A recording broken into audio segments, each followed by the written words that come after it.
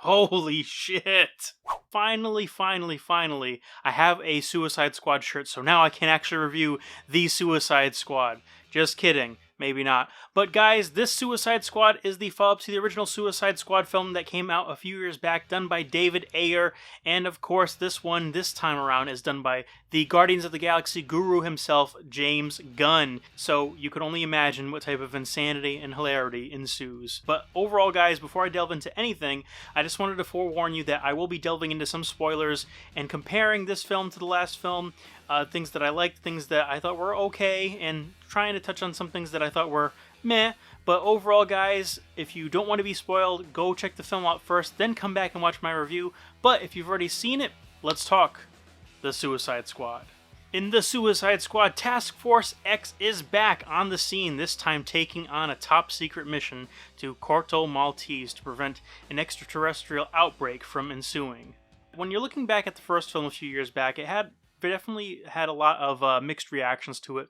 People like myself who actually were enjoying where the, Zack Snyder, Snyderverse, kind of WB, multiverse, DCEU at the time was going, did feel like it was okay, but then at the same time, there was some things a little bit off about this, and this is right in the deepest part of where I would call the meddling period happened for Warner Brothers. They clearly had no, depth out of anything, and they were all about digging their hands and basically taking creative control over from the directors who should have been running the show and everything, essentially.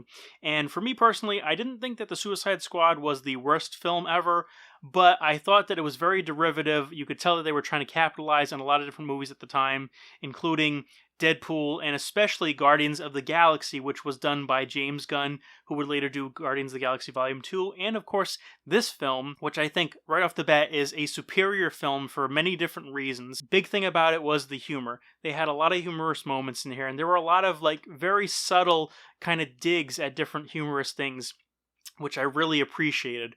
One that really stuck out to me was the fact that they kind of made fun of the fact that some of the characters are kind of the same in the little joke that Amanda Waller and Bloodsport and Peacemaker have when they're in prison during the recruiting process. That right there set the tone for the film, because right there, you knew Peacemaker and Bloodsport were going to have so many freaking awesome moments that were laugh out loud funny. Then from there, you got things like King Shark. I didn't know I needed this King Shark in my life, and the simple fact that Sly Stallone voices him is just icing on the cake. Other than that, another cool little nod that a lot of movie fans and cinephiles might get is the fact that when Harley Quinn was killing fools and all the blood was spurting, it was being covered by flowers. Clearly, this is something that if you know anything about the MPAA and over the decades how they've basically cut movies to shreds, the flowers were all covering up the soaked and freaking flying blood and everything, and that in and of itself, that little move right there, I'm sure, helped save them from getting an even harsher rating and making it to the rated R board. And side note, Harley Quinn in this film is not really that much of a main character. She's not taking over the movie like she happened to do in a couple of the other past iterations that we've seen her. And her doses, though a little bit smaller, were much more impactful, and she was that much more of a badass. Honestly, I think this was her best performance as Harley Quinn, and a lot of people are agreeing, and you know what, rightfully so. The most obscure character for me personally was Polka Dot Man. Obviously, Polka Dot Man was one of those characters back in the day that was just kind of pulled out of people's asses, really didn't have that much of development right initially, I'm sure. But what I'm saying is, in this film, the way they did Polka Dot Man and made his kind of power almost like a disease or something like that, I thought that was pretty cool, and I thought that that was actually a pretty enthralling part of the film in and of itself. And again, the hilarity ensues with the whole gimmick of him basically hallucinating his mother everywhere. This bitch scarred him for life because she tried to make him a superhero. He finally becomes a superhero, and by the end of the film, boom, splat. Speaking of which, how many people died in this movie? This is some next level shit as far as killing people off. That whole sequence in the beginning where they were killing off people, I was shocked at maybe one or two people that died. Specifically Captain Boomerang, which I actually wanted to see more of, so I mean, that kind of stinks that Jai Courtney isn't coming back as Boomerang at all. So guys, now we've come to the part of the video where I wanted to really touch on some of the similarities and comparisons, and really kind of compare and contrast the first film done by David Ayer and this film. First of all, As far as the exposition and everything, you have to credit that all the way to the first Suicide Squad movie. Without that one, you wouldn't have the opportunity to kind of springboard and jump into this. Second thing, Rick Flag in that film versus this film. Rick Flag's having a hell of a time, aka Joel Kinnaman's probably having a lot better of a time in this film versus how he was in the first one. Got a new haircut.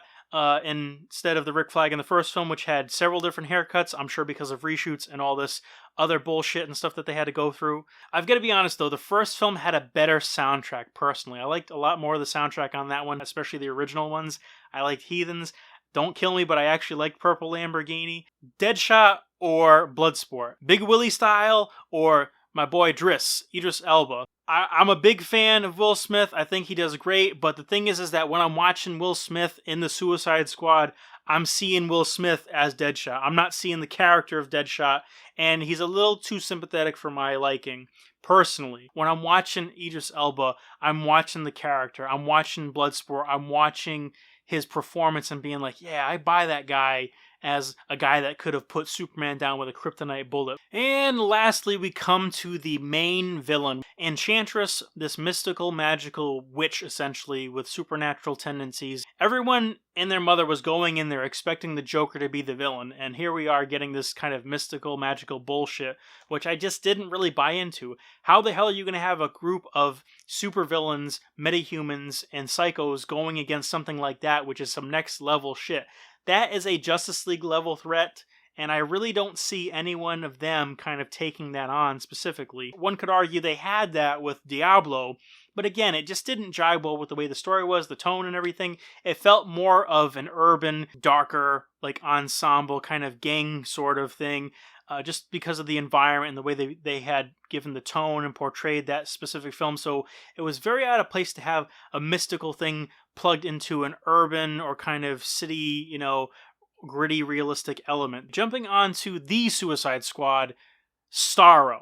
Starro is the main aspect, the main villain, and he just made sense. This movie feels like a sci-fi action romp, and the villain is a perfect foil for that. And the thing about it is that Starro was basically a cover-up, some type of government experiment that was done in conjunction between the United States and the then overthrown Corto Maltese royal family, and basically the Suicide Squad has to get inserted, Task Force X has to go in there to cover up everything, and that's what the Suicide Squad is. That right there is a mission the Suicide Squad would go on. But if this film has proven anything that I can definitively say, guys, it's that when Warner Brothers doesn't interfere with their DC properties, great things can happen.